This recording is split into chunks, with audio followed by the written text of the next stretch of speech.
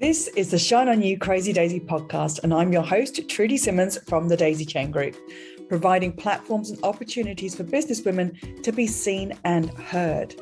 This platform is for the women entrepreneurs that want to hear the real stories of what it takes to be yourself and run a business with all the different hats that you might have to wear. Come and join the Shine On You Crazy Daisy membership, offering online networking, co-working, collaboration and monthly masterclasses for you to grow your knowledge. Go to thedaisychaingroup.com for more information. These are the platforms to hear and share the stories of the tenacious, the rebellious, and the resilient women that are working towards the future that they build for themselves and their families. Hello and welcome to the Shine On You Crazy Daisy podcast. I am your host, Trudy Simmons, and today I am thrilled and excited to introduce you to Harry Mansfield, known as the Mind Power Champion. Harry, thank you so much for being involved in the book and the podcast. Please tell us about your business. Thank you so much. I am really pleased to be behind a book that's got such a fantastic ethos for it, for women in business. My business is called The Awareness Key, and the Mind Power Champion nickname that I have very affectionately got and very grateful to receive is really telling the story. You are learning through me and my company, which is a training business, how to become proficient and powerful within your mind. I teach something called Mind Power Proficiency. And I teach it through my registered behavior model, the transformation triangle, because you can actually transform your mind. And it is so important in business and personal life for all ages and all walks of life and all backgrounds. So that is me in a nutshell. Fantastic. Thank you, Harry. You were a sports coach. How did this influence or help you with what you're doing now? Hugely, absolutely hugely. I was very fortunate to be able to work in an area of life that I absolutely loved. So I have been riding since the age of 8, and the first sport I ever taught was riding. I'm an eventer myself, and it is a passion. So I was very fortunate to have people come to me initially of a sport and something that they're interested in, because to me that is really key when you're training somebody, that they have to want to learn. They have to be interested in the subject, otherwise they're already switching off. So when I was a sports coach in the riding, it hurts when you fall off. And then later I was qualified as a rugby coach. And again, it hurts when you're tackled, and you need to use your mind to get yourself through that. And if you look at, for example, the Commonwealth Games that we've just been all, enjoying and celebrating in Birmingham at the moment, it is the mind that gets them through that last stage where the body is absolutely aching and exhausted. And that's the difference between the gold, the medal and the bronze. And the skills to be able to face the challenges when the sport goes wrong, whether it's from an accident, as I was saying, a tackle that hurts, or you fall off the horse, they can be translated into everyday life for your business, for the business challenges, and also with the personal challenges of being a parent and all those things that you're not taught at, but you have to be strong. And the mind, having been strong, is the foundation for everything. And I found that with the clients I had, they were taking their skills that they were learning to improve in their sport away to their everyday lives. And that's where I thought, hang on a minute, there's more to this than just being a sports coach. And what's really interesting in that is that when you talk about sports coaching, every athlete understands that you need a coach to be able to reach your next level, for the support, for the backing, for the cheerleading, all those things, and the skill and the expertise from that coach. When you look at business, people ordinarily think, oh, I'll get a business coach one day. Maybe it's not something I need right now. And it is one of the most important things that you can do for all of those reasons to get you to the next level. And bringing those skills in, I think you would have seen as well. Yes, definitely. And it didn't matter whether I was teaching somebody who was doing it at grassroots level or somebody who actually wanted to compete. I always use the phrase, you have to choose in your life, in whatever you're doing, whether you want to complete it or compete. But whichever it is, you need the appropriate skills for your mind. And what I've found actually when I'm working with businesses and I take in my past careers, such as the sports coaching that we've talked about, I also work with animals.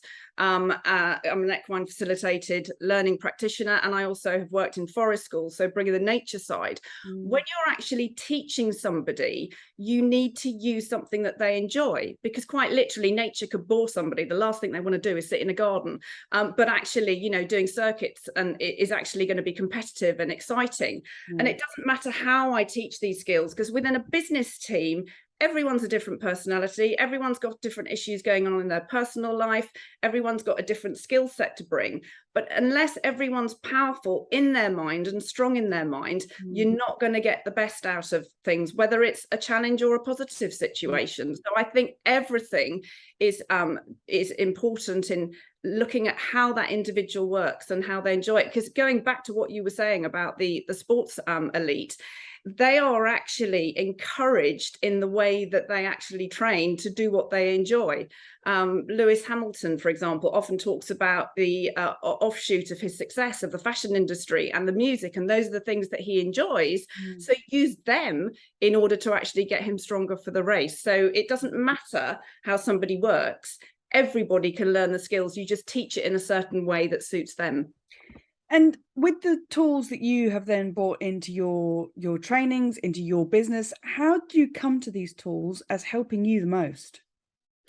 Okay, well, I have had an interesting past. There's no reason to say that mine is better or worse than anyone else's, but I did come from an abusive childhood, and I ended up in a marriage as a result, which sadly, though I have two amazing children, and I don't regret getting married at all, I made mistakes in my choice of who I would marry. And those things affect you from day to day.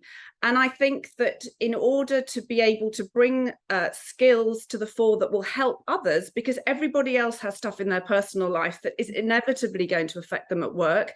In COVID, people were still supposed to be working at home, but there were bereavements in the family.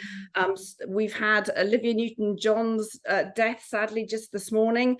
And, you know, she was suffering with cancer. All these things affect people in their personal lives and therefore in their business lives. So when you've experienced these things, you take skills from that. There is so much that I have learned from my adversity. And as I say, my adversity isn't better or worse than anyone else's. It's given me the most fantastic opportunity to springboard those tools on the back of my careers. So you sort of, in a way, get a full package for business success. Yeah. What I loved in your chapter is you talk about emotion, thought, and action as a formula to help anyone in business and personally. How have you had to use those things recently?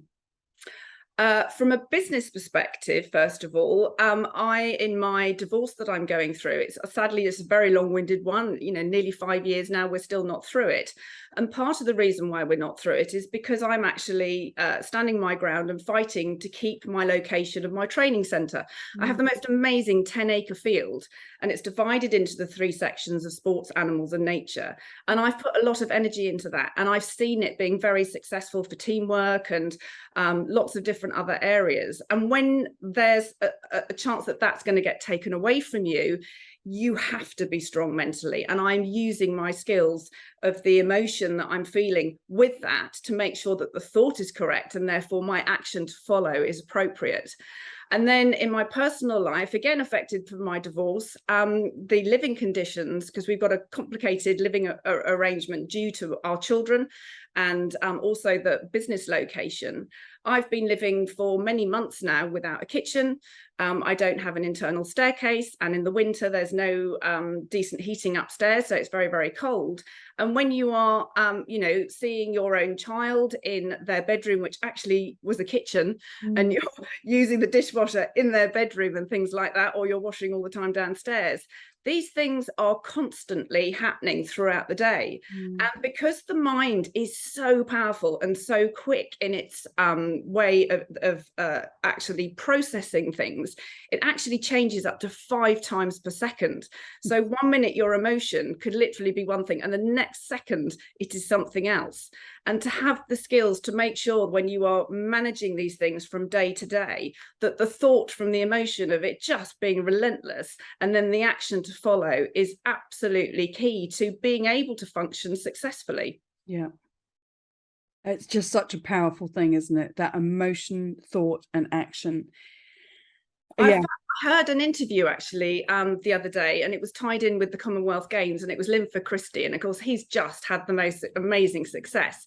And he was asked an amazing question. And of course, we've already spoken about sports psychology and how important it is, which is why I'm so keen to get into these skills into people's businesses and personal lives, because it proves success. He was actually asked the question of, when did you know that you were the fastest person running at that speed at that time? And he turned around and he went, I knew I never was. I just told everyone else I was. And so his mind was actually playing games, not only to his advantage, but actually with everyone else that was around him. So it shows how powerful the mind can be within a team and a business. If there was one lesson that you would want every entrepreneur to know, what would it be? One thing I've not only really found helpful, but actually enjoyed is networking. Because actually, to be perfectly honest, I wouldn't be here sitting with you if it wasn't for the networking, because I'd heard about the books and I'd met for certain people that had done the works with you. So I think networking is absolutely key. And I've now done 4 book collaborations, and I actually have looked back on them recently. I've gone, wow, I've actually met all those people through networking. So for me, networking is key in any business. You'll only hear me say exactly the same thing, because honestly, I think that networking is the quickest and most effective way of growing your audience, therefore your business. Yes, it is, and it's fun. We have so much fun. So that's brilliant. And you're right. That is exactly how we met and how this is happening now. So thank you for that. What's your favorite business book? Well, you don't have a business unless you have sales. So for me, it's got to be a sales book. And its title is New Sales Simplified. And the author is Mike Weinberg. And the mind is complicated, but I simplify it. And so I like everything simplified. And sales has to be simplified for it to work.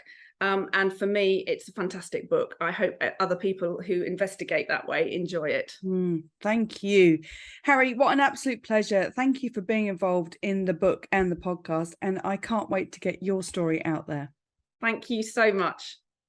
Thank you for watching. If you like what you saw, please like the video and click the subscribe button for this channel for more inspiration. If you're a businesswoman looking for that community that will support you and lift you up, come and join the Shine On You Crazy Daisy membership, offering online networking, co-working, collaboration, and monthly masterclasses to grow your knowledge. Go to thedaisychaingroup.com for more information. And for even more inspiration, please go to the link under the video and get your copy of the Shine On You Crazy Daisy series of books with inspirational and motivating stories from businesswomen around the world.